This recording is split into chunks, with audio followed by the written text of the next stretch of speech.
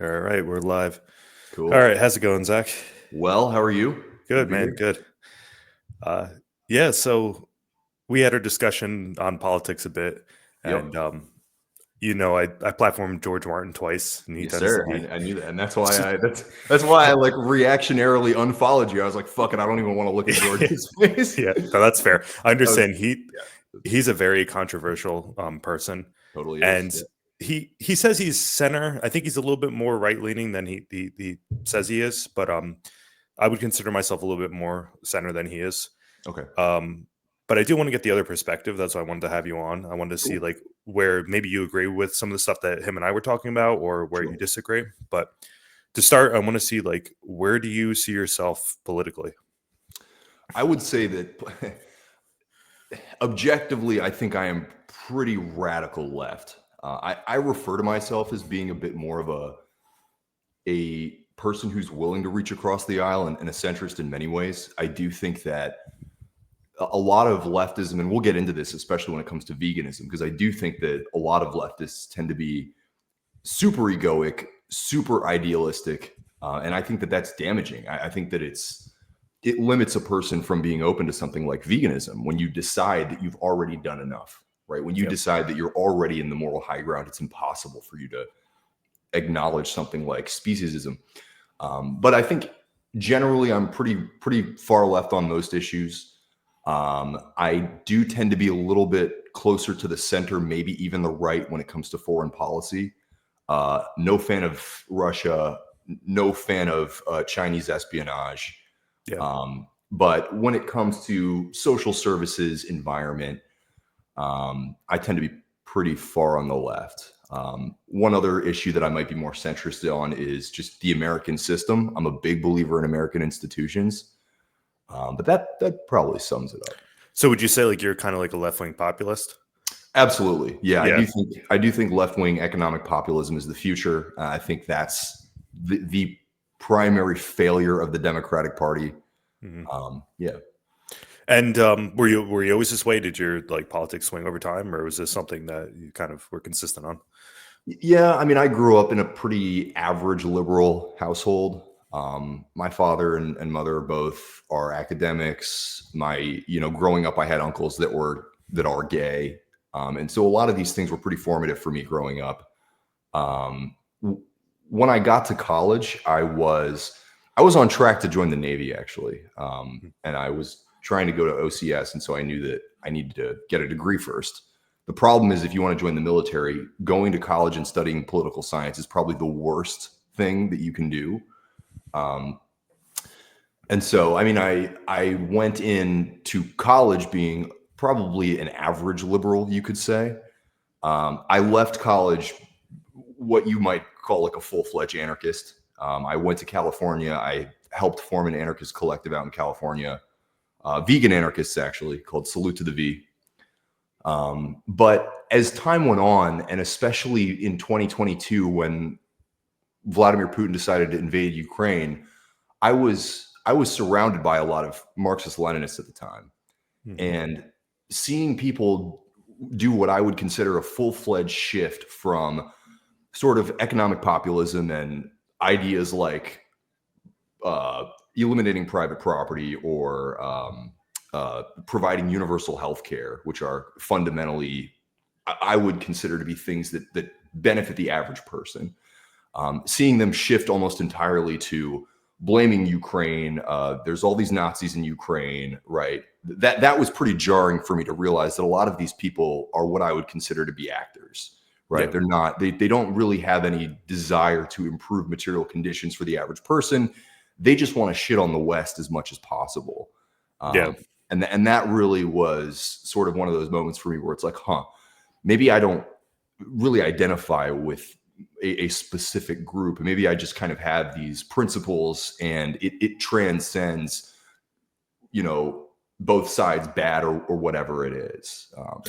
Yeah, I dove into like anarchist philosophy a little bit. I think like from a philosophical lens, it makes a lot of sense.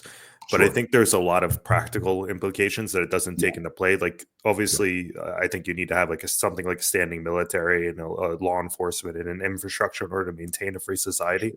Sure. So Sure. that's kind of the stuff that I disagree with them on. I agree with like the sort of political philosophy, but it is interesting. Like you said, that's a criticism I think I would agree with a lot of like left-wing people. I think they go after a lot of institutions, but they don't really bring up solutions on how to Sure. change them. It's kind of like, well, we need to dismantle this, and we're better off dismantling this and going into like the realm of nothingness rather than Right. having some kind of Right. replacement for it. And I think it's important to have a replacement when you're going to like change things. Would you agree with that?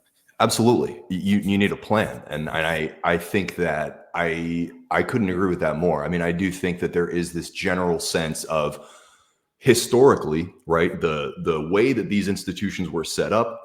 The police, great example, right? Built on racism, right? The police originally in the country, people say, I mean, there's infinite ways to define the police, Yeah. right? But one of the first and foremost institutions of law enforcement was to round up slaves, right? Yeah.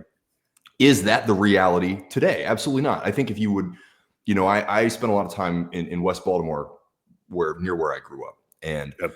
it's funny that some of the people that are the most staunchly pro law enforcement are older people of color, because they understand that when you eliminate institutions of protecting people, having an institution that you can call to protect yourself is infinitely valuable. And just eliminating that with no sense of, are we going to create some kind of community law enforcement?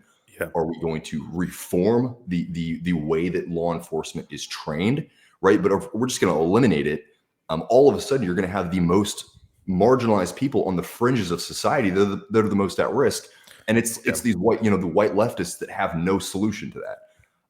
So absolutely. I mean, and this is the thing where I agree with you on the idea that anarchy, I believe, is kind of like the second coming of Christ in a way. It's like we are all going to have this conscious agreement that we're going to live altruistically, we're going to help each other mutually. But the reality is that you can't do that cold turkey. It's not like quitting smoking, right? It's like these are institutions that allow regular people to function normally. And if you don't have some kind of replacement for that, like I said, it's the most exploitable people that are on the front lines, ready to be picked up by whoever it is that has the most physical resource. And that's like frontier justice. That's like chaotic anarchy. That's primitive anarchy. And so, no, I don't think that. I think it's a pipe dream that most people have. But it's like it sounds good. Yeah, I think when you eliminate law, it turns into like might makes right, essentially. So whoever is able to like collectivize violence, I think they're able to call the shots. And I think that's why in like a liberal democracy, it's important to have laws and infrastructure, is because it's about protecting people that are marginalized, that don't have this like monopoly of violence. And you see that throughout history. I mean, think about all the tragedies and things that have been done by governments has been done under this collectivized violence against like the average people. Yep, absolutely. It's interesting. You're talking about like law enforcement too. That's something that when you're talking about like these older people of color that are kind of supportive of law enforcement, that's interesting because like you saw this during like the Black Lives Matter rallies, where like obviously I agree with what they were saying. Like police accountability, I think is very important, and I'm kind of libertarian minded, so I do agree with that. Like I think more people should question the government and question institutions, and put more accountability on government officials as well. But I think something that often is like not talked about with like left wingers is like how a lot of these riots and things, they affected minority communities. People lost their homes, they lost their businesses and things like that. So I think that from people, just from an ideological perspective, that's kind of swept under the rug because they don't want to face like, hey, there is some ramifications of this whole thing that's happening. Sure. Yeah, no, you're absolutely right. I don't have anything to cherry on that one. Yeah, I'm glad we could agree on that. Sure. So when it comes back to veganism, like most people, at least from my perspective, I don't know if you would agree with this. Do you think like most vegans tend to be left wing? Yeah, I mean, I think it depends where you hang out. I forget the dude's name on Instagram. I mean, he's probably everywhere, but crap, I can't remember his name. But he kind of did the OG video where it's like, hey man, if you were on a desert island with a pig, would you eat the pig? And he tends to be pretty average Democrat. I mean, now that Trump's in office, he's put out a lot of stuff about, being against Trump and this and that. And I mean, his comment section is predominantly right wingers that are frustrated with what he's saying. Now, that being said, I mean, if you were to go back to 2019 and spend time on Twitter or I'm trying to think of another kind of collective space, like the animal rights advocates Discord or these other kind of large vegan spaces. They do tend to be more left leaning, I would say. It does seem that way. Do you have any idea, like, as to why that is? Like, do you think there's something inherently within veganism, or do you think it's just discussed more in those spaces, or do you have any idea? Yeah, I mean, I think it's simply that veganism, in my opinion, is inherently a what's the word, like a sympathy based or an empathy based response. Like, you objectively, yes, it's horrible to think about 60 billion animals every single year being slaughtered, trillions of fish. Um, I think it's when you really see it happening, right? And it's sort of the same thing as dealing with illegal immigration or dealing with homelessness or something. Like, on paper, sure, we could say that a lot of homeless people struggle with mental health crisis. A lot of homeless people simply choose to be homeless because it makes more sense for them. You can have this conversation, and many homeless people will tell you, I prefer to be here. I'm not saying most of them or all of them, many. Same thing with immigration. If you look at the numbers, 6 million people coming over your border illegally every year, that's got to put a strain on your country, right? The thing is, when you see an individual in their experience struggling with the bureaucratic system, stuck between border patrol and a judicial system that just can't fit them in, right? And then they're exploited by politics, and they're like deported for whatever, for newsworthy purposes. It's seeing that and relating to that, and I think that that's why people that, whether they're principled or not, like if they tend to be more empathetic, I think they're going to inevitably I don't know. The first word that I wanted to use was succumb, but be affected by the footage, really. Be affected by the messaging, be affected by what it is that they're seeing. And so I don't know if that answers the question. Yeah, I get what you're saying, and I think too it's somewhat like, and I think both sides do this to a fault, to each extreme, where it's like progressives look a lot of times on any issue on how to progress it. A lot of times, I mean, there's nuances within it, and the conservatives a lot of time look to just maintain systems a lot of times irrationally as well. Sure. And I think sometimes there's truths behind both, but I think that's the reason why with veganism it's kind of like leftists engage with it more, because they're saying like, hey, this is a progressive movement. It's something different than what we've been taught. So I think in that aspect, it may be more appealing to them. Sure. But I think also, like, when I look at it, I'm like, there's a lot of like conservative values that somebody could look at veganism from that standpoint as well and be like, okay, this makes sense to me.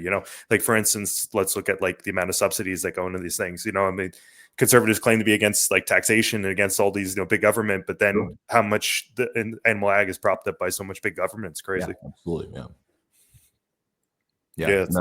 No, go ahead. So I was just going to say, like, that makes sense to me from either perspective. At least I think there's a logical case to be vegan from either side. Sure. And I mean, and that's what all of it comes down to for me, right? It's like, yeah, the objective suffering, I don't think that that's right. I think that that's morally wrong. And I'm an objective moralist, right? I debate a lot of people on this issue of like, what makes morality. To me, that's all a bunch of bullshit. Like, when you look at somebody being unfairly treated, right? And it's objective. It is obvious. I believe you are born with that understanding. Yeah, that's definitely controversial. Sure. Yeah. Totally. But I would disagree with that. But I get what you're saying. But I mean, it's the same thing with like the facts behind the subsidies, right? I mean, we are dishing out inordinate amounts of money to subsidize major corporations that are damaging communities. They're damaging the environment. They're sucking money out of the tax base right now, like looking at the prices of beef, dairy, eggs, it is not economically viable for us to be spending this much money. And it's funny, maybe we'll get into this, but I mean, that's one of the reasons that, I believe on the surface, the idea of a Department of Government Efficiency, some kind of audit, is incredibly important. The United States is dumping money into subsidies, into contractors, at the tune of like 20 to 30x markups of what it would otherwise be charged in the private sector. And I think that is absolutely criminal. Do I think it's working and being done well? Absolutely not. Yeah, that's a different story. But yeah, it's up to you what you want to get into. So. When I was more conservative back in the day, I was like really interested in Ron Paul and things that he was saying. And he was introducing in where we should have every year, like third parties audit the government to find out like, okay, we're spending all this tax money. Like if it's going into the defense, like what is it being spent on in defense? Because to me, it seems like it's probably being funneled into other things. It's probably corruption. It is. It's probably be given to foreign entities. I think that's what most of it, at least a lot of it's going towards. So I think that's really important. I think this is like a bipartisan issue that both sides need to come together on. But I think the issue too is both sides in government are engaged in this right now. So I think it's in their best interest to maintain the status quo and maintain this happening, whether they're Democrats or Republicans. Totally. I mean, 80% of elections are won by who has the most money. And there's a reason for that. Yeah, exactly. I mean, you could see this even like if you look at like half the policies that are passed. I mean, you look at Congress and the stocks that they own. A lot of the times they either sell it or buy it depending on what kind of laws that they're going to pass preemptively, knowing that, you know. And it's so much blatant corruption. Dude, and this is why, coming back to the idea of revolutionary leftism, and again, I consider myself a revolutionary in many ways, but the idea that we need to tear everything down and enter the unknown, to me is ridiculous when money in politics is such an obvious issue, right? Why are corporations allowed to invest as much money as they want into a politician? That's insane. Even individuals should not be able to make $100,000, $200,000 campaign donations. There is no way to beat somebody like that. I mean, and you can see it in the amount of, there's some guy on TikTok, stock trader ratings or something, and he does like a breakdown of politicians, their income, their net worth, and this, and he kind of gives them a rating based on whether or not they are somebody who really should, or be representing the average person. And I think there's like two people that have received an A grade. Both of them have a net worth of less than $200,000, and it's Ilhan Omar and Alexandria Ocasio-Cortez. There's a reason that there's only two fucking people, right? And it's because we have a system via Citizens United, right? Via insider trading, like you said. That's crazy. Yeah. That is truly, like, if you could state a more extreme example of corruption, then I can design a law and I can predetermine my trades, pass that law, and then pick up all the windfall from the trade. That's like the most extreme example of corrupt oligarchy I could probably think of. Yeah, I think someone that turned me away from leftism was Hillary Clinton, because she was very much involved in all of this kind of corruption. And even after she lost the election, she was going out doing these speaking fees for like hundreds of thousands of dollars. And it's like, you really think these companies are paying her just to go to talk? You don't think there was any kind of backroom deal like associated with her husband? It's just, to me, it's blatant corruption. Again, I think people are just sweeping that under the rug, and it's on both sides. I mean, it's not just the, Democrats or Republicans. You can see this overall, but I think a lot of people are willing to bury like issues with their party. That's why, I commend you for at least bringing this forward and saying, there's issues and we have to tackle these issues on our side. I mean, I still believe that the Democratic Party is the best vehicle to progress, my ideology. I just don't see another option that is as tangible as the Democrats. And so it behooves me to address individuals like Hillary Clinton, like Nancy Pelosi.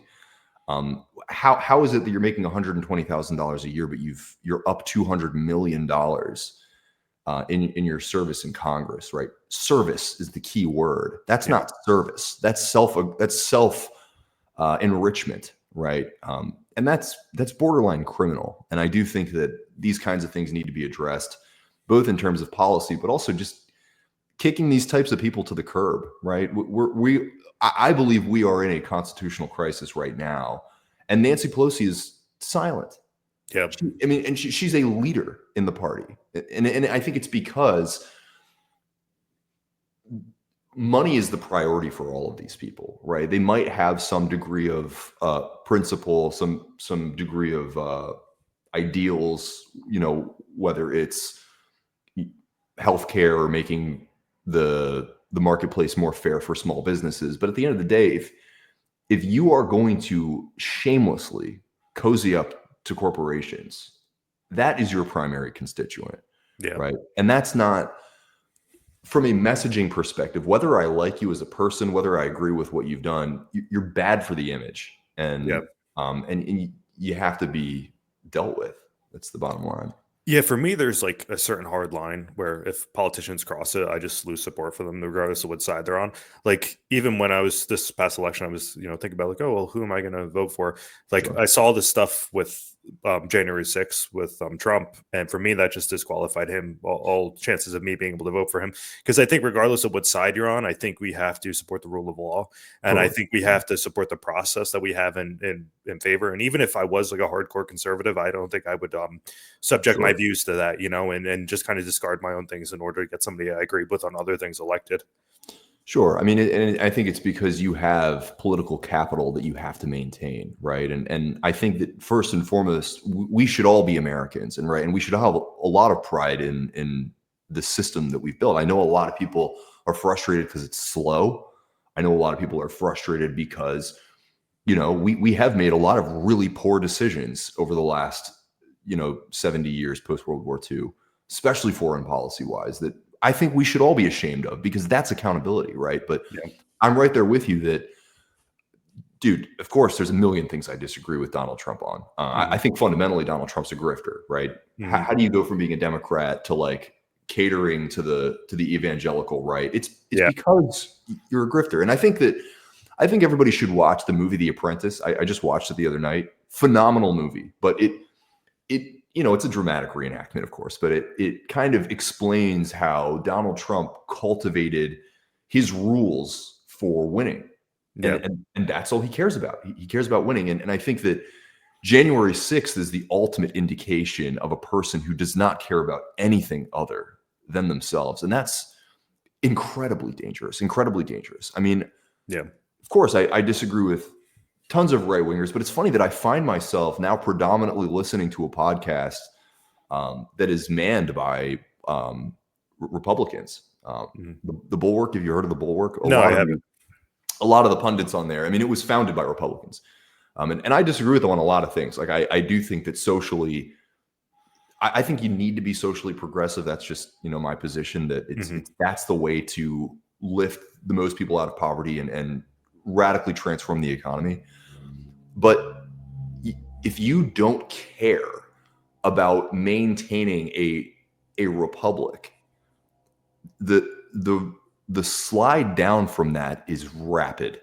Yeah. And I think that you're seeing, when I watch a lot of right-wing media, especially the whole Trump and Musk can do no wrong thing that's troubling to me, because everybody can do wrong, right? If you consolidate too much power in any person, they will become a demagogue, right or left, fucking blue-haired, trans, nose ring. They will become a demagogue if you consolidate too much power within that person. And so when to watch somebody basically allow these people to drag a dude, this is coming from a guy who's like traditionally an ACAB person, right? Yeah. I don't want to watch a police officer being drugged through a crowd, having a guy hand off a taser to random people to tase the cop. Yeah. That's insanity. And I think Donald Trump should be in prison right now, at least. Yeah. And so the fact that he's the president, I mean, and this is why, like, I've kind of reached that sense of like, do I engage with people? Do I do debates, or do I look at people as the adversary? And I mean, I think that I'm fundamentally a person that understands psychology and understand that you can dupe damn near anybody. And I don't believe that most Trump supporters are evil people. Yeah. But I do believe that they haven't cultivated a real sense of patriotism. That the Constitution is above everything. Everything. Nothing comes before the Constitution. It is a holy document, in my opinion. And Donald Trump betrayed that. I couldn't overstate that. Yeah. And it's interesting, like from a centrist perspective, like I'm willing to put myself in a position where like I get attacked from the left wing and get attacked from the right wing because like Yeah. I'm willing to go on the record and say like, hey, like during the BLM riots, they shouldn't have attacked and burned down that police station. Probably But not. but I would also say to the right wingers, say, yeah, you probably shouldn't have stormed the Capitol building and assaulted police officers as well, you know? So it's Sure. like, and even like either side to the extreme, they're willing to bury that side and attack the other side for what they're Right. doing. But it's like, Right. you're literally just supporting this happening on the other side, you know? Like how many of these Trump supporters were going after like BLM protests for such a long time, but now when it comes to J6, it's like, oh, it's okay, we can pardon these people that attack police officers and all this stuff. It's just complete hypocrisy on their side. Yeah. Yeah. No, I don't have anything to add to that. I mean, I do try to make clear that you know, ideologically, of course, I can apologize for the Black Lives Matter protest. Like I can be like, oh, this is what happens when you boil a community to that point, right? But at the same time, I don't want to see people destroy the city that they live in. Yeah. Worse than that, dude, I don't want to see people that drive in to participate in a group event that are not from a city, that don't care about a city, to go in and have a good old time destroying things, burning down buildings. And like I said, I'm from Baltimore. And so I remember when Freddie Gray was killed, whether intentionally or via negligence. I mean, they burned down a CVS, they burned down a nursing home, and it's fucking insane, right? Yeah. To burn down a nursing home. And so I do think it behooves us, if we want credibility, no matter who we are, right? If we want credibility, if you're a right winger, if you're a left winger, calling out violence that it disproportionately harms innocent people, right? And I get it, right? Cops, they signed up to for whatever reason, right? To defend the Constitution, ideally, to put their lives on the line to help the regular person, ideally. Now, that being said, I don't support them being brutally assaulted like that. The amount of, I think it was like 8 guys that took their own lives afterwards just because of the trauma.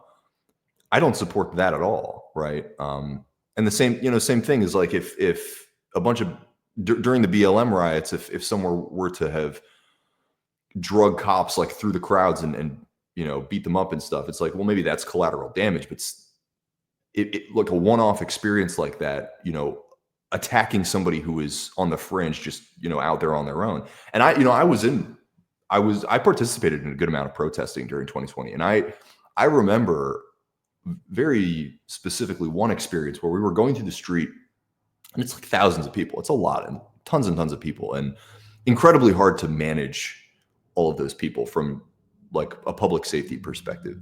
But I remember there was at one point we were all like surrounding this cop car, and I think they had just gotten stuck somewhere.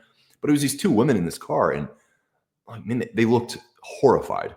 I mean, they looked terrified, and rightly so, right? There's thousands of people around them. They're there by themselves, and I do think that it's important to acknowledge the humanity in anybody and realize that I might not agree with these people's decision to participate in law enforcement. I don't know what's in their hearts. I don't know if they're a closeted racist or some kind of trigger happy psychopath or something. But I've met a lot of cops in my life. I've had a lot of conversations with cops. Most people, okay, most cops, but most people are good people. Watching them experience trauma like that is not something that I support. And I definitely don't support them being attacked. And I think that it's important to, for the credibility of whatever your ideology is. Like, I want leftism to be something that is a credible ideology. And I think on most points it is. But when you stand up and you say, not just ACAB, but kill them, beat them up, tase them, that's crazy, man. And that's damaging to the future of what it is that you're trying to build. You're isolating people. You're being divisive because it makes you feel good, not because it actually helps, not because it actually does anything. Yeah, I think part of this problem too is the mainstream media narrative between like both extremes. Because you have it where, on Fox News, they were playing 24/7 footage of BLM riots, but they didn't talk about the 99% of people that weren't violent during these protests, Right. which are happening all over the country. And the same thing, rightfully so. Like I knew people that were conservative that were at DC during the J6 events, but Sure. they were just protesting on the street. They weren't going in the Capitol. Like Right. 99% of the people there were nonviolent as well. So Right. the thing is, it's like people paint them like, if you were conservative, you were involved in that, you were a violent person, or if you were part of BLM, you were a violent person. And again, it's like the media tugging on the extremes, and that's why you said that example where you were passing that car with people in it. They're probably seeing the media where they're saying, "Oh, people are getting dragged to cars and beaten up," and then they see people come with BLM signs. They're thinking, "Oh, well, my life's going to be in danger now because they're coming." Because they don't realize the truth of the matter is that most people are just out protesting and they Right. want to support their right, which is perfectly protected under the Constitution. Exactly. Right. It's patriotic to protest, I think. Yeah, No, and that's a really good point, right? That um, I had a buddy who he unfortunately passed away, but he was a J6, and he was like the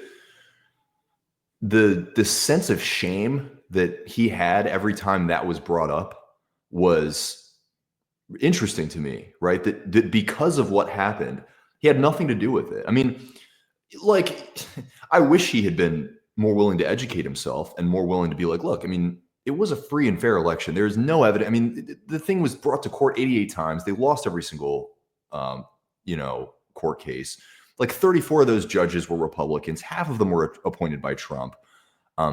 He didn't like he didn't like that he lost, and I get it that you didn't like that he lost either. But that being said, I don't think that you're a criminal just because you show up to his speech. Um, I do think that you got to be careful getting caught up in revolutionary fervor because that shit is dangerous, man. Um, and so, but no, I mean that's a really good point that I wish more people were willing to acknowledge that it is once you start to transgress sacred norms, right? Like the idea of like I'll be honest with you, I don't think it's equate to burn down a CVS and to burn down the Capitol. Like I think that one of those is significantly worse. I think both are acts of violence that disproportionately harm innocent people. I mean, yeah, probably like 90% of the people in the Capitol just fucking work there, yeah. right? And that had to be terrifying for them. Um, but I do think like just showing up on the green, showing up on the mall, protesting, with your hat on and your damn sign and whatever, that's fine. That's an American value, right? Whether or not you're an absolute moron is irrelevant to the fact that you have the right to peacefully protest anything, say anything. Um, Never mind. I was gonna bring up the idea of like Nazis and protesting and stuff, and even that, I'm like, yeah, I mean, there is a part of me that wants to pull out my M1 Garand and Yeah. but that's America, bro. I mean, that's Yeah. what. Yeah, I believe in, I don't know what your take is on this, but I believe in like absolute free speech. So I think like no matter how aggressive and like egregious your views are, I think as long as you're doing them in a peaceful manner, I think you should be allowed to do that. sure. Because I think what a lot of people don't take into account is like they view our society and say like we live in a fairly free society right now, and we have fairly okay laws, and they're not too aggressive on people. But things can change, and they've changed historically in the past too. 100%. So, I mean, tomorrow we could come out to say, we're both vegans. We're in the very few minority. They could say tomorrow, well, it's illegal to protest if you're vegan. If we catch you doing that, we're going to send you to jail. Right. So the whole reason why free speech exists is to protect people's the minority of opinions that people see as like egregious and terrible. Right. Yeah, And I think that that's the point, right? Of a public marketplace of ideas. And it's funny that I was listening to a special the other day about how social media has actually caused further fringe political views rather than creating more of a balanced and nuanced perspective. And I think that um, it is interesting that that is sort of an offshoot of free speech in a way, but it's something due to the algorithms and the way the algorithm can create such an echo chamber. We haven't really accounted for that. But that being said, the idea that somebody can like set up a soapbox in a public place and just start preaching, I'm very much in favor of that. Even crazy, Nazi ideology, because I think that the public marketplace of ideas gives people, it gives them a clear view of whether something is morally sound and can be explored, or whether something is so morally obviously poor. Now, that being said, I would say that I would draw a line at calls to violence. I don't know if calls to violence are necessarily something that should be protected by free speech. Like, if you want to, for example, at the Madison Square Garden rally, Trump's, pre-election one, Grant Cardone, I'm sure you've heard of Grant Cardone. Yeah, Right? he's the big like real estate guy, right? Yeah, and it was Yeah. interesting that he was platformed. He actually paid $250,000 to give that speech. Yeah, I don't doubt it. Just probably Fun to fact. get Yeah. his name out there. But one of the things that he said when he was up there was basically the people that don't, the people that are trying to stop Donald Trump, they should be slaughtered. He said we should slaughter those people. That to me is not. It's like, it's kind of like the whole thing about, I think Trump is somewhat safe from the language that he used during January 6th, because he never said kill Mike Pence. He never said go in the Capitol and kill people. I don't even think he said go into the Capitol building itself and stop what's going on. I do think that if he had been like, go in the Capitol, kill everybody, hang Mike Pence, all of this stuff, dude, yeah, that to me is indictable speech. And I think that there's a difference. Like, if you're some nobody and you're on TikTok and you're like, I hate Elon Musk, I think somebody should blast him. Okay. I mean, it's dangerous because maybe that person really does genuinely think that. And there is some planning or something that's going on in the background.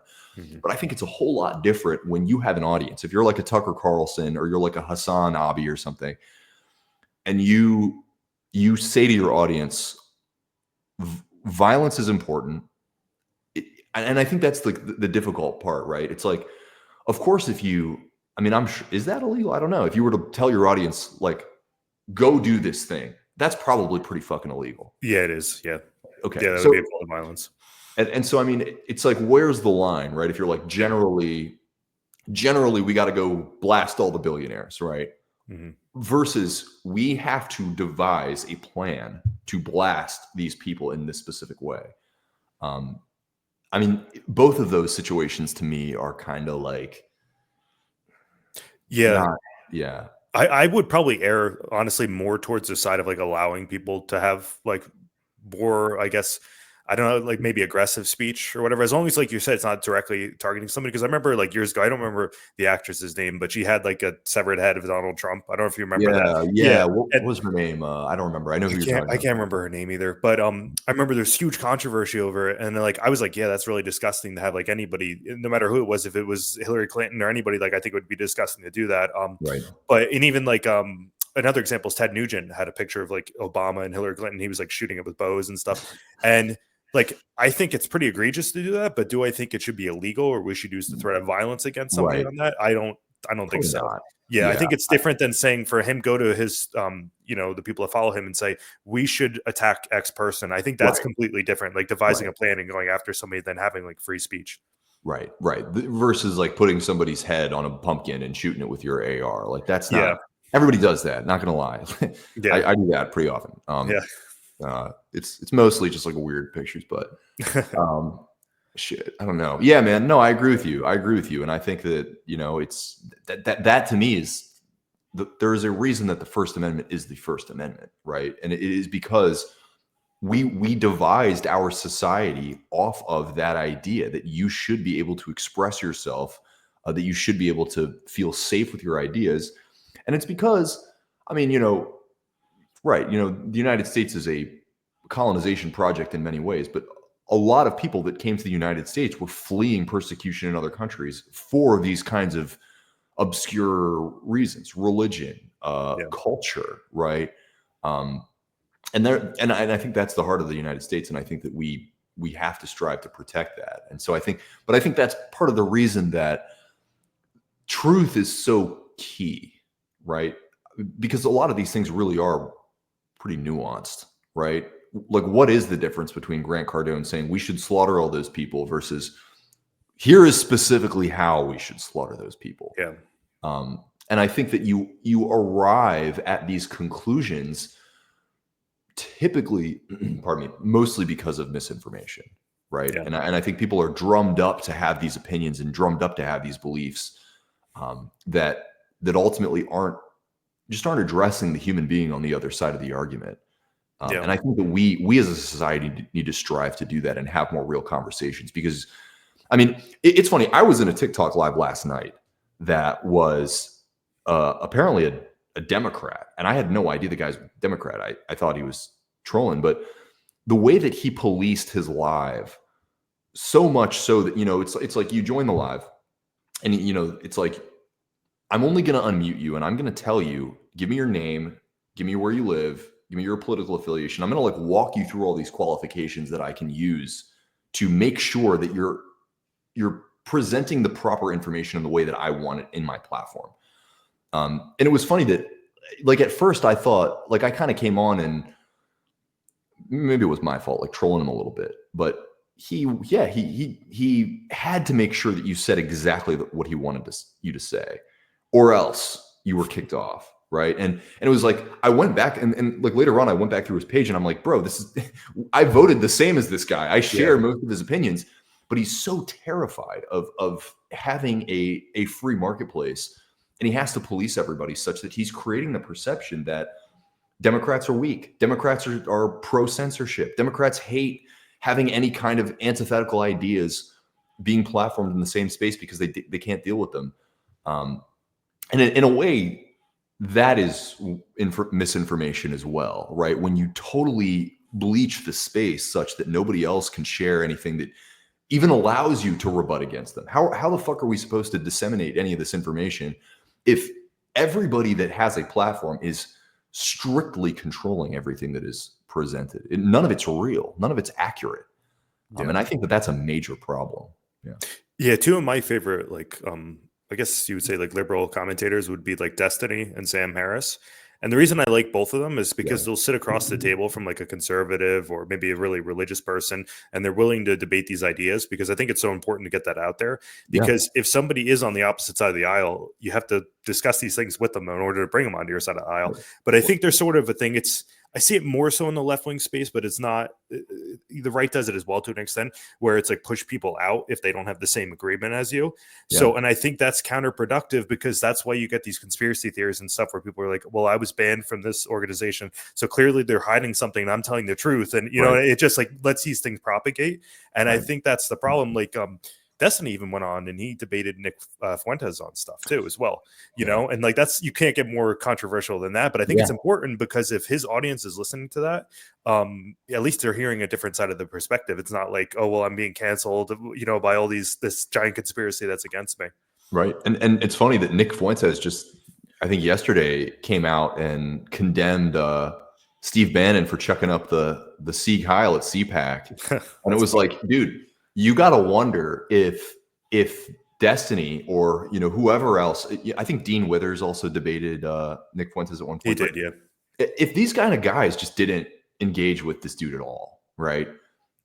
I believe that the Trump ecosystem, right, the whatever you would call it, kind of like the fringe right, it does the opposite. Like, rather than being exclusionary, it is wide open arms to anybody that has been excluded and is saying, come on in, join us, you know, participate in us.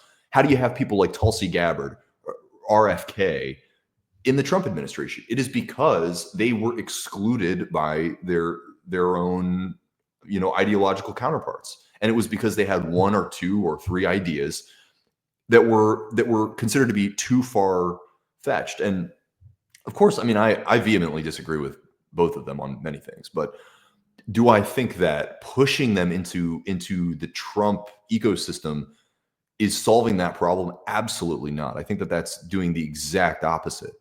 And so, yeah, I mean, dude, it's crazy that there are all these purity tests constantly. And I think that I sort of feel that sense of like I really need to lean into my principles so that I don't become reactionary and get offended and walk away.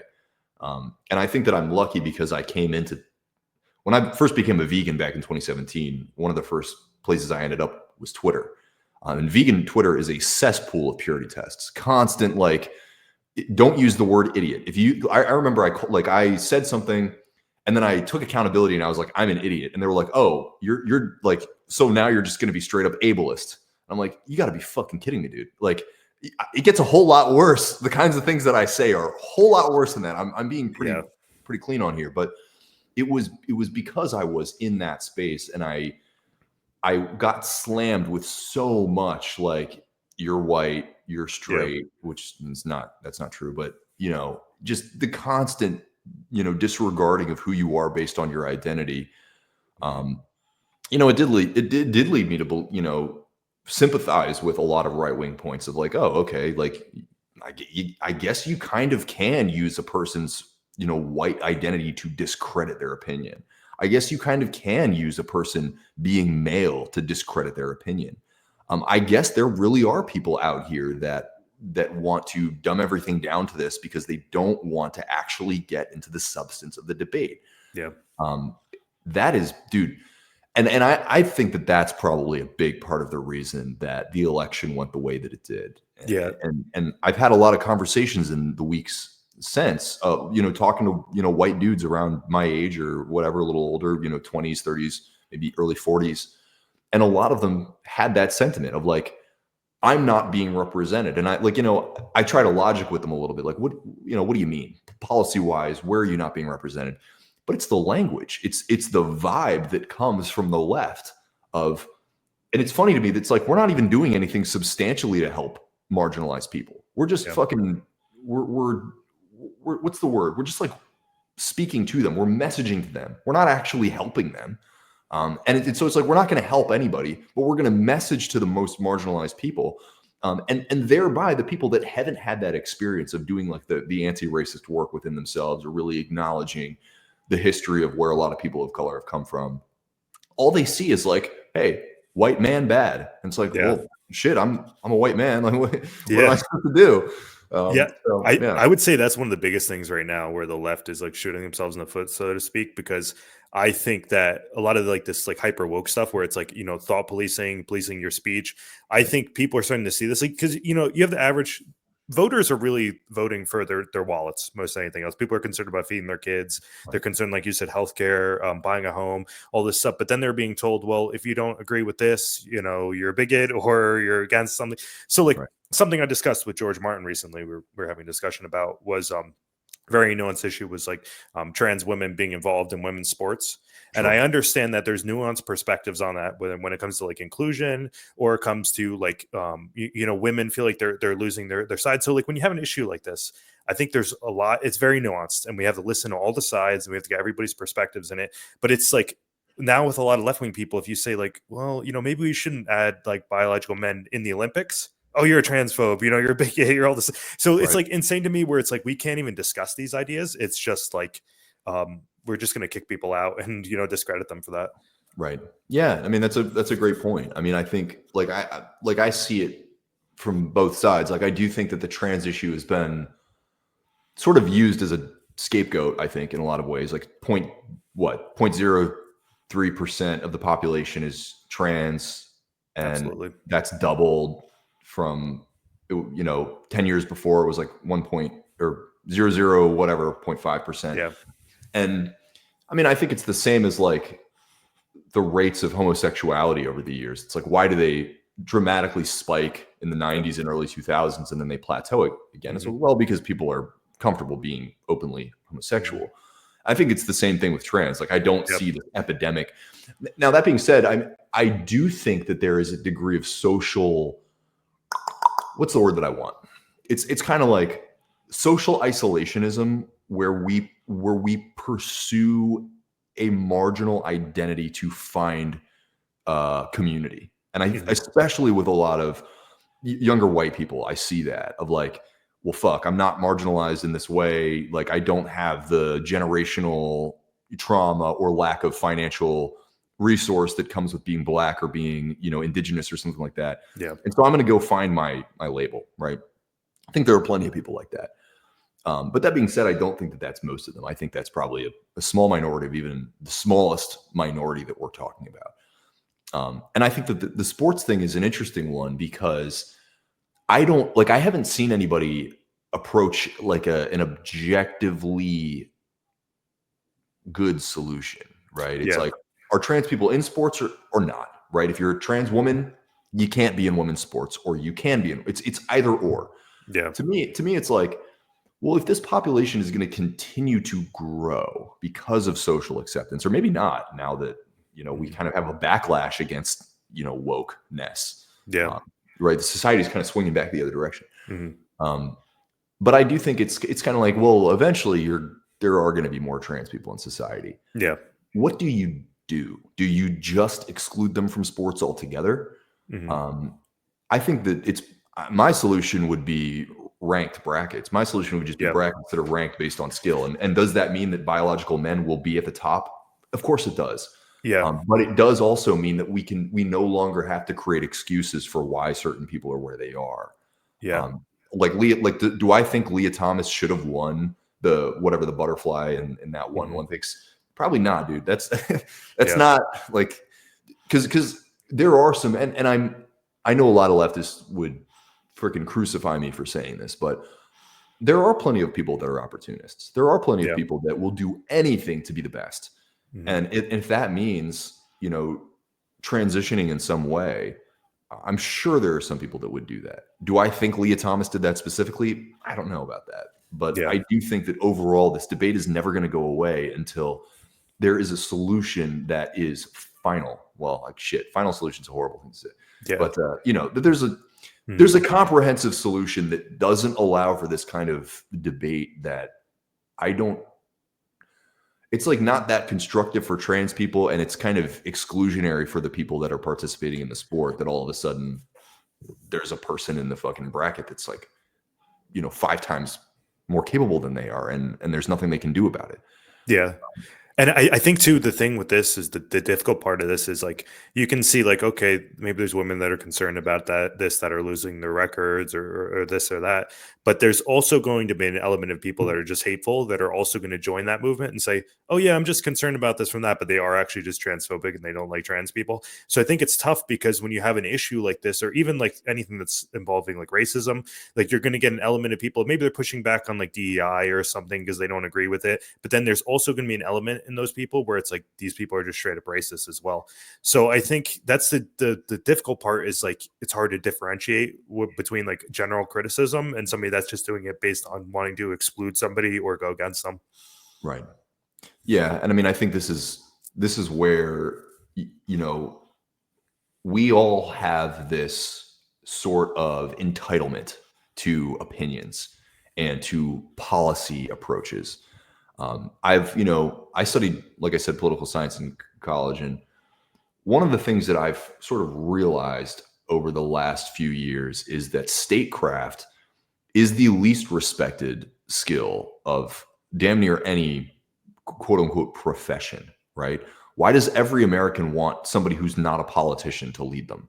Why does every American think that if they were the president, could solve every problem? Well, it's because they don't have any respect for the system. They don't have any respect for how these things get done. Yeah. This comes back to Doge. I think Doge is a really good example of this, right? It's like the idea, and, very similar to revolutionary leftists, destroy it all, unplug everything. It's fine. This is all waste, right? It's all fluff that's not useful. It's just sucking our tax dollars out. What was the original point? Like, people and their opinions. That's the bottom line, is like everybody thinks that they have the solution, but nobody actually understands the way the systems work, right? Yeah. DEI, I think, is a really good example. So we're gonna have like a bingo spot for a black person and a bingo spot for somebody who's Asian, and that's not what that shit is at all, right? Like, the DEI, the E in DEI, is part of why you're seeing a lot of farmers who rely on government, small farmers who rely on government subsidies that are not seeing that money right now. And it's because it was all chalked under this DEI thing, right? You know, of course, like I see examples of utilizing creating space for some people to exclude other people. Yeah. And I do believe that that is absolutely, you know, something to be mindful of. And I do think that a lot of left-leaning messaging has perpetuated that idea of like, we're just trying to even the playing field. And so we're making it easier. We're creating systems that allow minority individuals to kind of skate past otherwise sound qualifications. But the reality is, like, in corporate America, in the military, in most positions where you know a person has to be qualified, you're not. That's not what's happening. It's not like we're not like creating a bingo spot for these people, right? Yeah. What we're doing is we're creating laws that don't allow you to discriminate based on, you know, race, religion, whatever it is. And so I think that the fact of the matter is, like, you have to have a nuanced understanding of what you're talking about. You can't just be Yeah. like, oh, you know, like Pete Hegseth, for example, right? Like the military is chock full of women who shouldn't be in those positions. It's like, well, bro, the qualifications for a woman to be a Marine Corps sniper is not less than a man.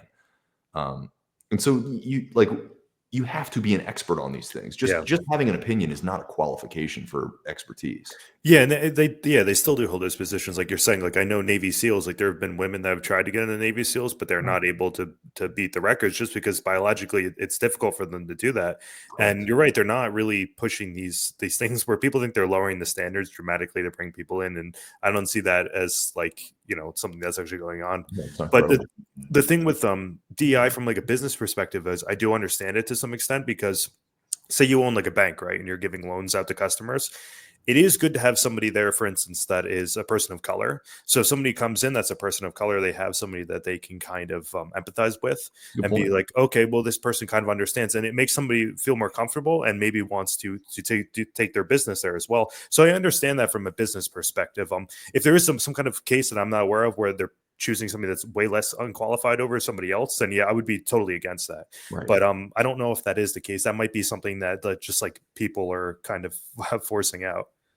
Yeah, no, I mean that's exactly my point. And I think that your point's a good one. Like, you know, it behooves you as a business or whatever to have people that are representative of the community to attract their business. You you know, I personally know somebody who she attempted to get a loan from a bank, right? Multiple times she went into the bank, try to get a loan from a bank, great credit, had an account with that bank, but was not serviced for the loan until one day she went in and dealt with, you know, somebody who was also black, an attendant who was like, look, there's really no reason that we shouldn't be, you know, approving this loan for you. Bada boom, bada bing. And so the fact is, you know, racist bias exists in people. Bias for any and all reasons. We all have it. And as a smart business person or a smart leader, executive of any kind, you know that, right? And you account for that by having some kind of, you know, niche community outreach. Yeah. That's important. But again, like I said, like, you know, I'm a shameless leftist in many ways. And one of those ways is that I just don't really see the whole DEI thing favoring marginalized people, you know, irregardless of qualification. Like they're less qualified, but we're just going to take them because we need to check the box. Like I haven't seen any evidence of that. I think too, there's another thing I think the left wing kind of does themselves a disservice over, because I think like terminology really turns people away. So I think something like white privilege makes a lot of people like, which is a legitimate criticism that, you know, people that are white don't face the same discrimination that other people do. Right. But I think when you start saying it like white privilege, it turns people away from it, because it's like, instead of explaining it like you did, like where, you know, there's nuances and like unconscious biases and stuff like that. I think when you start making people feel like they're to blame for this stuff, that they start turning away from it. And I think that's kind of why we're getting like the rise of like somebody like Trump, for instance, because that's the same, you know, type of thing where they're going at somebody, or a man, for instance, you know, like I'm very critical of this, like this hashtag all men type thing on a lot of feminist spaces, because like I understand, I agree with it completely what they're actually saying. So they're saying that men are responsible for the actions of other men. And I do agree with that. As a community, we should look into ourselves and say that. But when you have like just a run of the mill guy like looking at this stuff and he sees the hashtag all men, he's gonna be like, well, why am I, I'm not a predator. I'm not involved in this. Why are you lumping me together with them? Yeah. Yeah. No, dude, exactly. And I think that that's the thing. Like I said, I was given the tools, right? I mean, like I grew up in a house where my parents kind of impressed on me, look at the plight of other people, right? And especially when it comes to psychology, acknowledge that nobody hates you, right? Nobody is trying to harm you or discredit you because they don't like you, right? You have to listen through what they're, like you said, you have to listen through what they're saying to what they're actually saying, right? Is that they're scared, right? They live in a world where the stories of men, assaulting people are far more rampant than anything regarding women assaulting people, right? That the accountability for those people that have been assaulted or the assailants is minimal, right? Like Brock Turner, for example, famous story of somebody who got off after, Yeah. R-wording somebody. And so that's where they're coming from. But Mhm. you have to have the tools to acknowledge that. And most people just don't. And it's not their fault either. Yeah. I think it's up to the people that are able to shoulder the most responsibility to acknowledge that when I say all white people are X, right? All men are X. If somebody is not able to process the nuance, but dog, it's not about whether they're able to, it's about whether they've been taught to, whether they've been instructed to. And thereby, if you understand that, if you have an understanding that men, systemically are struggling with this issue of being able to, control themselves sexually, being able to control themselves in terms of intellect and emotion and not turn to using violence to get their way. If you understand that, you got to teach those people, right? Because if not you, then who? Most of what the, hashtag all men or like white devil and this and that, it's coming from a place of equal weakness, right? Oh fuck, whatever, the live got turned off. Fuck it. Equal lack of ability to process the actual solution. And I think that's it's your responsibility to be able to do that. You cannot succumb to your emotions and just perpetuate these narratives because it makes you feel better. It's not helping anything. It's damaging things.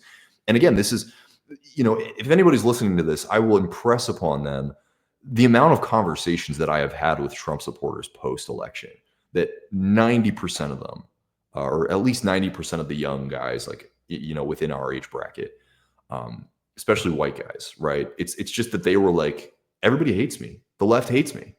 They're demonizing me. And you can't participate in that, and if you don't have the tools. And so if you are wise enough to understand the stats regarding men, wise enough to understand the stats regarding generational trauma or generational wealth building, you can be wise enough to construct arguments that address people objectively rather than by what they look like or who they are, because all that's going to do is further isolate them. And the right wing has no qualifications. That's my perspective. They don't have any purity tests. They want you. They are recruiting. Yeah. Whereas the left is constantly night-long knives purging. Yeah. Yeah. I think but the language is super important, because you have to realize, like, somebody that you might really have thought all these things through, but you got to think of somebody like, maybe somebody's in the Bible Belt, right? And they say hashtag all men. What does that mean? They're thinking about it. Like, now they think about it like, oh, well, it's coming at them. And I think that's actually helping Republicans win more. And I think things like white privilege are helping Republicans win more. Cause like when you get somebody like, let's say living in like West Virginia, like a poor white neighborhood, they see white privilege, are saying, I'm living in this What area. Yeah, exactly. And the thing is, it's like, it's more so the fact that this is a class issue than anything else, and the class Exactly. issue tends to harm people of color more than it does white people. Right. So I think that's the element of what we're talking about with racism. We're not saying that like just because you're white or you're black, like obviously a black person that's like in the NBA, for instance, is living way above everybody else's means, but that doesn't mean that his standard is equal to everybody else's standard across the board. Everybody else is on a totally different playing field. It's not just dependent on the skin color. Exactly. No. I mean, that is what this is. It is a class war, and it disproportionately harms people of color because they have historically, systemically had less access to anything, access to capital, access to justice, access to political standing. But I think that is the language that will unite, right? Because that is the language that is true. It is not that, white people individually, case by case, are somehow less, maybe, right? Of course, there's institutional racism to some degree. Of course that there's cultural racism or cultural whatever it is. But the average person, putting a black woman in West Virginia next to a white man in, West Virginia, the likelihood is that they are struggling with very similar plights. And it's funny that, for all the controversy or whatever anybody thinks about Luigi Mangione, and of course we've, covered the idea of political violence not being acceptable. That was sort of one of these moments where you're getting a whole lot of people from all different corners of the ideological spectrum basically saying that, whether or not I agree with the action that he took, the system is not functioning, right? The fact that the fifth most profitable company on earth is a health insurance company is insane. Yeah. And that needs to be addressed. And until that's being addressed, everything else is kind of just is cosplay, right? We're all cosplaying to try to figure out who's cooler, who looks the best, who's got the edgiest,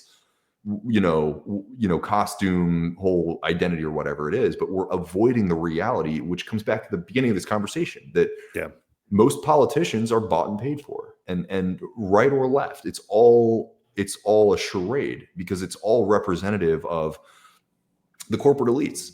And until we return to some kind of 1950s position where we're significantly increasing the tax burden, we're significantly increasing union strength, these kinds of things, they're just going to keep playing us all like marionettes for whatever the identity point is that they can exploit, for all of us. And so I think, to my fellow leftists, I would say that, I choose the bear or, all white men or whatever it is. You got to do that sometimes. And if you want to hang out with your homies and say stuff like that because it helps you cope, cool. We all need that. The problem is when you actually position yourself ideologically to believe those things, it's useless. That does not accomplish anything, right? Yeah. If your plan is to isolate all white people, well, that's a big problem because white people still make up a little over 50% of the American population. And that's why you can have Black people and Hispanic people and indigenous people and Asian people disproportionately voting blue. Well, just over 50% of white people vote for Trump. That's enough. That's all it takes.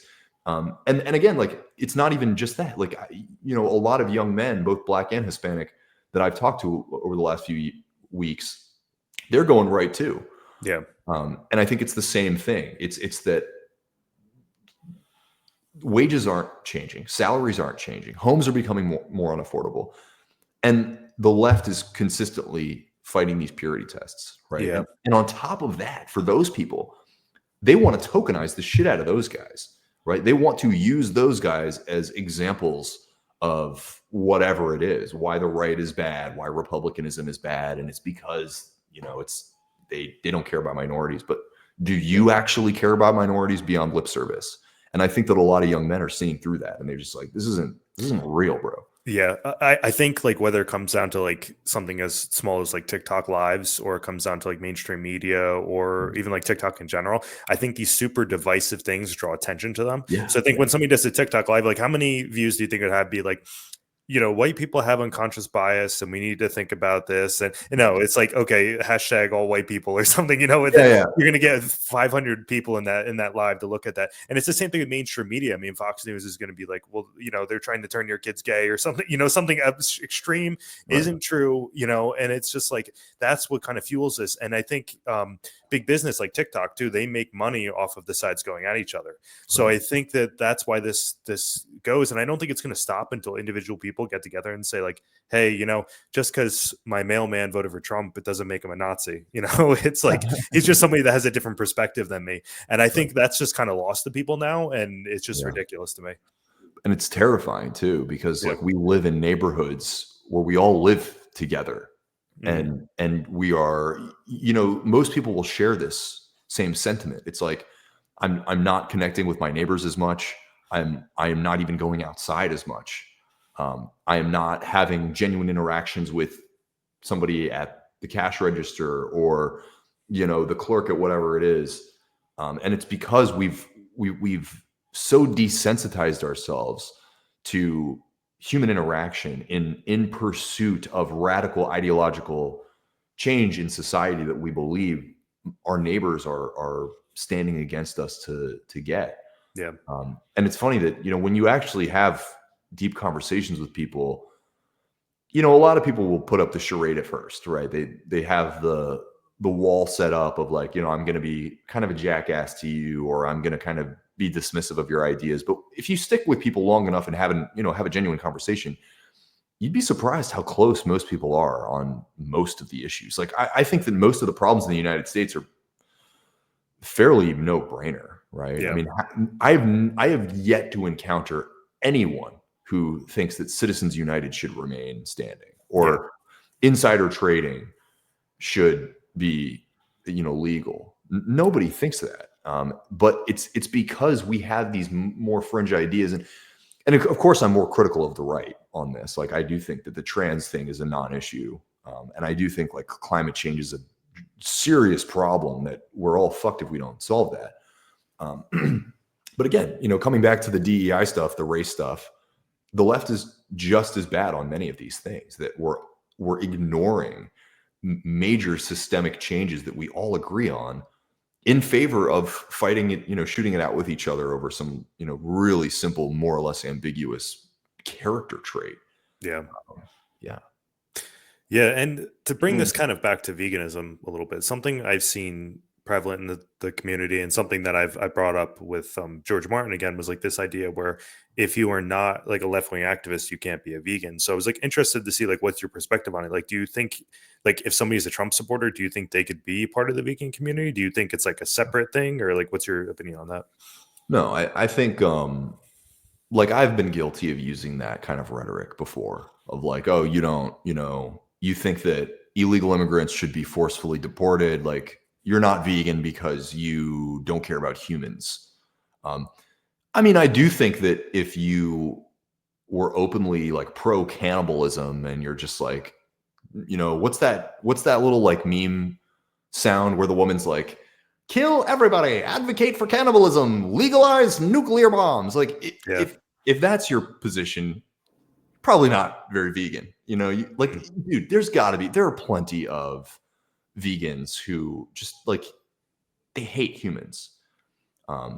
But do they even hate humans, or are they just exasperated with how little humans seem to care about their fellow being or the world around them? No, I think that, and I can be a little wishy-washy even, because I think that the fact of the matter is that veganism is about doing your best for animals, for non-human animals. That is what veganism is about. Do humans fall into the category? Again, yes. If you're just like, torch them, no, dude, you're probably not a vegan. But I think fundamentally veganism is about being aware of the suffering of non-human animals, of the exploitation. Like, I know there's different schools or whatever, like total liberationists and like harm reductionists and stuff. And I think the bottom line is that if that is your intention, is to reduce and ideally eliminate your personal consumption of animal products for the because you understand what's being done to the animals is wrong. That's all it takes. You can, of course, you can be a right winger. Of course, you can vote for Trump and still be a vegan. And like I said, I don't even think you have to fully not be consuming animal products. Like, I think if you're in a food desert or you're somewhere in some situation where that's life or death for you, the point is your idea, right? The point is your ideology. Now, that being said, if you're a person who's living 5 minutes from a grocery store in every direction and you're still making excuses for why you're eating eggs or something, no, that's not acceptable. But no, of course you can vote for Trump. I don't see, or you can be on the right wing. I don't see those things as being antithetical at all. Yeah, like I think people try to make it out like veganism is an anti-oppression movement, which I understand, and a lot of people tend to be left-wing in the vegan movement, so they say, well, you have to be for something like, let's say, DEI or environmentalism or any of this stuff, because ultimately it ends in oppression. But something George Martin was saying, which I do agree, is like, you have to take into account the people on the right or also have the same feeling. They just, like you said, they have the same destination. They just have a different way of getting there. So they ultimately think that their opinions are anti-oppression as well. That's why I think if we start making this about like these specific issues, it's going to cause problems, because it could be anything. Like, even a Christian person could come to you and say, well, Christianity is anti-oppression, so that's the best way to get to veganism, so everybody should be Christian and be vegan. You could draw so many different divisionary stances on this, and in the end, I think it hurts the animals, because I think this is about growing the movement as much as possible, and we should be getting everybody on board.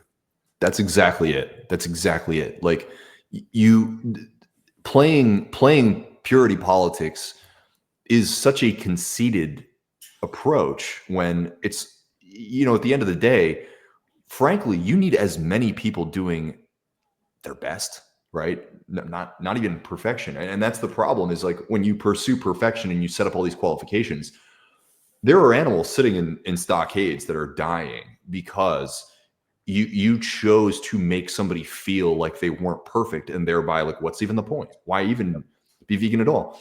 And you see that all the time, I think. I mean, back when I was on Instagram, I don't really use Instagram anymore, but you'd see all the time people sharing the, I'm no longer vegan stories. And one of the big ones was just like the amount of purity that they had to go through, of like, oh, I bought this product and it had dairy in it, and I didn't realize that if I'm a new vegan or something. And everybody's like, well, I guess you're a fraud. I guess you're a fake. I guess you never cared about the animals anyway, you fucking murderous piece of shit. Yeah. It's like, that's not helpful at all. And so that's my perspective, is like, whatever road you can get there. I don't know if you know Dan Shepard. He's a Brit.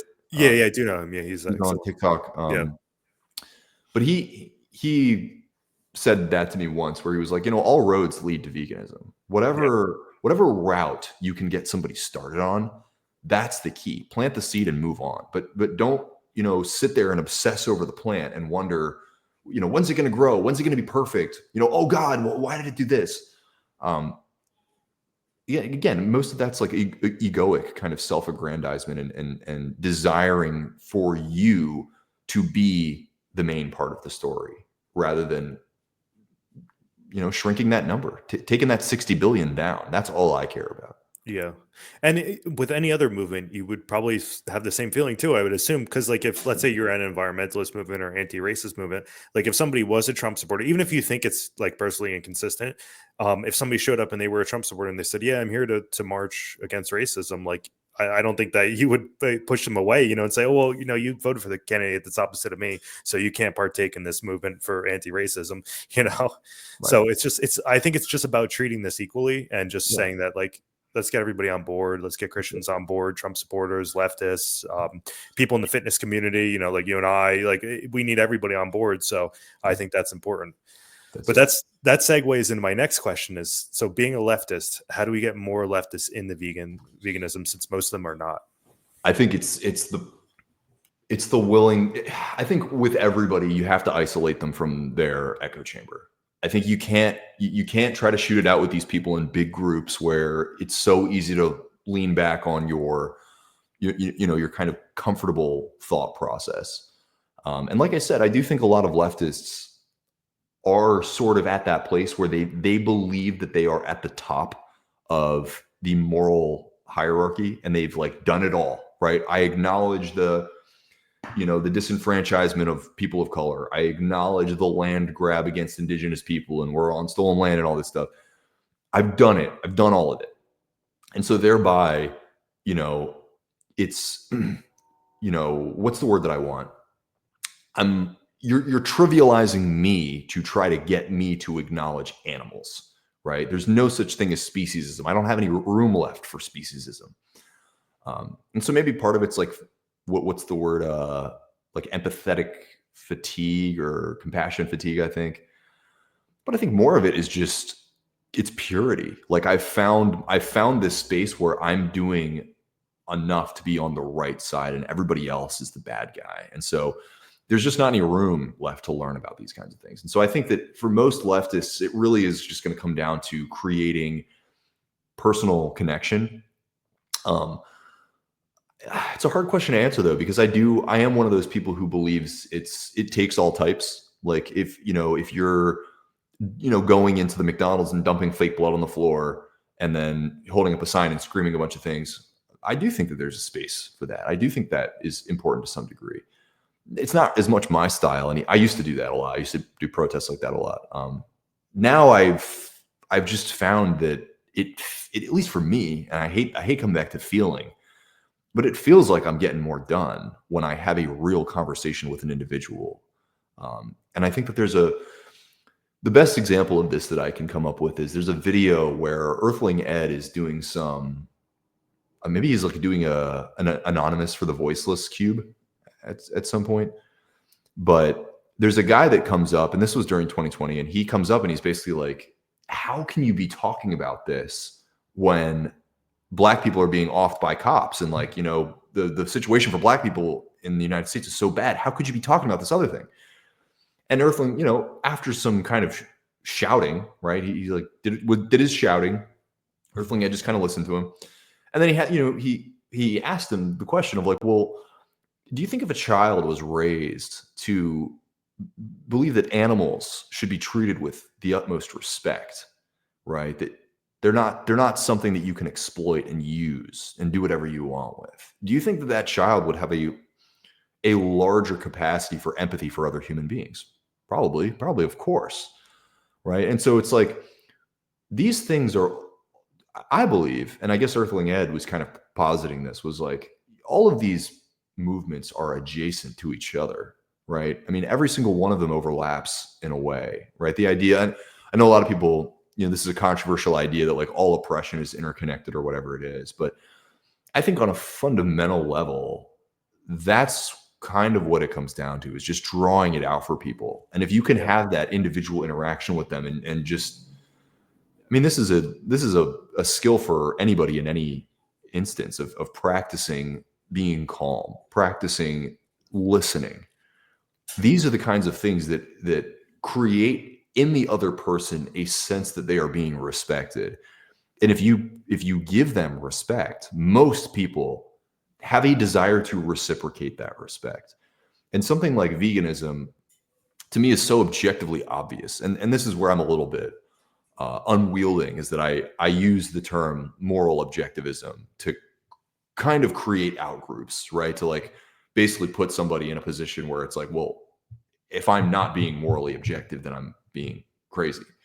But I think that, anyway, but back to the point of just interaction, I think that having that kind of a calm, respectful interaction with another person, most leftists, if they're not posers, frankly, are going to be open to seeing something that is as awful as that. And I think most people, if they are consuming animal products, they're going to go through the process of the 5 stages of grief, right? They're going to go through the negotiating. They're going to go through the rejection. But if you can remove somebody from their in-group and have an individual conversation with them, it's just going to take time. I mean, I think most people are ripe for veganism, frankly. Yeah, I think you're right when you look at it. Like there is kind of like consistencies between these different types of movements, but Sure. I don't think they're interconnected in the point where it's like if we can't tackle one without tackling the other. And Right. I think that's apparent Sure. because I think even throughout history, like if you look in the United States, like I think racism was largely taken on before like sexism was, for instance, and then obviously homophobia and stuff was way later on than that. Right. So like it is possible that you can target specific these things, but I think when you're looking at like a broad spectrum, I think it's easy to say like I have empathy, so why don't I like spread my empathy out to all of these? So I do agree with you with that. The interesting thing when it comes to leftists, a lot of times when I have like debates with them, whether it be on TikTok or other platforms, I'll have people to join. They're very, very anti-vegan, and I'm like shocked. And then you go to their profile, and it's like they have a Gaza flag, they have a a trans flag, they have a rainbow flag, and it's just like to me, it's so weird to be like why are they so entrenched in speciesism, but then they're like open all these other human issues, and really, I think it's a lot of like human supremacy almost that comes into that, where it's like Sure. we can only focus on these issues because they're human issues, and I'm just not going to expand it out to others. So yeah, it's interesting. I don't know how exactly to get to people like that other than the continuously having these conversations, but yeah, I think if somebody is approaches it from like a logical standpoint, then you can get some of these ideas off to them. Sure. And I mean, it sounds to me like a lot of what you're talking about is like hardline ideology, not ideology, hardline ideological posturing, right? That because I mean, I was just in my mind, I was going through the argument that if I met somebody who's like, oh, I'm a Marxist Leninist, got the Gaza flag, got the trans flag, I immediately know what the argument that they're going to use against veganism is, right? It's like, oh, well, it's like some form of disenfranchising indigenous people or disenfranchising people in food deserts, or it's racist because a lot of traditionally, whatever foods include animal products. Um, and I wish that there was one silver bullet that could, solve this problem and get the person to snap out of it, so to speak. Absolutely, I do. But the reality is that this person has built their mind fortress, right? They've decided what they believe, they've decided what they know, they've decided how the world works, and so you're pushing something that is a colonist agenda to them, and they're not going to have it. But that's why you have to continue to address these things, and you have to solve the problems that they bring up, because many of the problems that they bring up are very good ones. Food deserts are a huge problem, right? People speaking over indigenous communities is a huge problem. But this is why I have to be like, look, I'm not fucking strolling into an Inuit community and telling them you got to stop hunting seal because you guys are horrible people, right? That is so low on the hierarchy of things that we have to address, right? At this point, like 99% of all animal products are created on CAFOs or giant industrial agriculture farms. You'd be hard pressed to find a leftist who's going to sit around and try to defend that, right? You'll meet a lot of leftists who they will try to pivot back, and they just won't acknowledge. And I've had this conversation with somebody who he just couldn't let go of the indigenous thing, and he was like, you do hate indigenous people," and I was like, I'm specifically saying that what you're saying is not true, and we have to address this other point. He couldn't address it. He couldn't pivot. You're going to meet people like that, of course. But I think that this is the power of nuanced conversation and real human interaction, is that when somebody says, well, this is bad for indigenous people, it's like, okay, well, I'm not saying ban indigenous people from hunting. No, very few vegans are actually saying that, right? What we are predominantly saying is like, let's take a look at animal agriculture and try to find anything good about it, right? Try to find anything good about the tax subsidies that these people are sucking up and then losing in the private sector. Find anything good about poisoning the water supply of Black communities in Louisiana or whatever it is, or wherever we have these massive swine or chicken farms, right? There is nothing good about that, right? And at the same time, I'm also saying that I absolutely would like to be addressing food deserts. I do think that municipalities have a moral obligation to solve that problem, or at least create accessibility, because I think that the definition of a food desert is like when you have to drive more than 5 minutes or something like that. Um, Yeah, I think it's like I don't know exactly. I think it might be like access to like fresh foods or something. okay, yeah, within a certain Yeah. Oh shit! I think you just cut off. Hold on. You're quiet now all of a sudden. Am I good? Yeah, now you're good. That was weird. Oh, okay. Yeah, I think a lot of food deserts, it's more so like they don't have access to like fresh foods. It's more Right. like they may have fast food restaurants and things like that, but they don't have the access that other people have. Right, like groceries. Yeah. Yeah. So I mean, I want to solve that problem. Like Mhm. that is not. There is no food access or food health or corporate subsidy problem that I don't want to address. But I think that for me, veganism is also a vehicle to a lot of those things, right?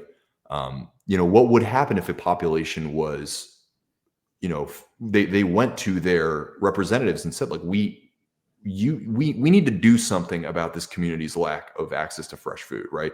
Whether that's community gardens, whether that's providing tax breaks to some, grocery store that wants to come in, whether that's creating a municipal grocery store. I think there's some place in Chicago where the city actually invested in a grocery store, and it was just like they created their own enterprise. I'm all for that, and I think that it's addressing these kinds of things and basically saying to people, like, look, I'm not speaking over you. I'm not trying to get you to abandon everything else that you believe in favor of just animals. Like, screw everybody else that you're representing. We're just all about animals now. That's not what I'm saying at all. And in Yeah. fact, I think that it's again, I think you're more credible as a person who's standing up for human rights if you're also standing up for animals. If you're going to turn around and you're going to drop corporate jargon about why it's okay to, murder animals, your credibility as a humanist is so much less in my eyes. Yeah. And so that's kind of the way that I go about it. Is you got to have the conversations and address their points. Yeah, to me, it kind of comes down to like I always call it like going after low hanging fruit. Like I think some people are open to like the ideas of veganism, whether it be like left wing people. I've met a lot of left wing people, instantly clicks with them, and they're good to go. I met a lot of like center people, instant clicks with them. I've even met right people too that I've had like one or two conversations with. And like, that makes sense. Like, there's no reason that we should be needlessly harming animals. Right. So I think like those are the type of people we're bringing in. I don't think there's really necessarily like a divide where it comes to other ideologies where like people are more or less likely to come in. But yeah, I think it's good to have these conversations, and I think the more we do this, it'll help people kind of understand this. Absolutely. Yeah. But with that being said, do you have anything else to add, Zach? I think we'll wrap up now. No, I think we're 1 hour and 30 minutes in. I think that was a It good is good. chat, and no, I think that we're doing the work. We're doing the Yeah. work. It takes everybody in all kinds, and I think that self work matters too, right? Being able to have patience, being able to acknowledge that this is a generational fight. We are not going to turn the world vegan in the next 10 years, right? This is going to take 100, 200 years. And that's, with anything that you care about, I think that's the thing, is positioning yourself as a soldier rather than a philosopher king. You are not the Christ of the movement. You are an individual in you're a drop in the ocean. But that's important for you to give yourself that grace, and also acknowledge that also puts a lot more burden of work on your shoulders. Of you can't be reactionary. You can't succumb to emotions and this kind of hateful rhetoric, because it's not about you, right? It's about the animals. It's about ending this, extreme. There's not even a word for it. I don't think it's not a genocide. There's no word for mass rearing beings to then slaughter them for, financial, gain. And so I would say that, acknowledge that most people are flawed. Most people haven't really, done the deep fleshing out of their ideology or why they believe what they believe. And so you have to give them some grace, but doing that might actually be the switch that flips for that person. Yeah. So That's very well said. But yeah, Zach, you want to just let people know that if they're not familiar with you, like where they can find more of your stuff? totally. So I'm on everything. ZachZach.oy. I'm trying to predominantly be on YouTube and TikTok right now. I'm mostly on TikTok, but yeah, Zach OY, and come hang out. That's all I got. Awesome. Yeah. All right. Well, Great. thanks for coming on. It was great talking to you. Yeah, man. Thank you so much. All right. See you later. Yeah, I'm gonna bounce too.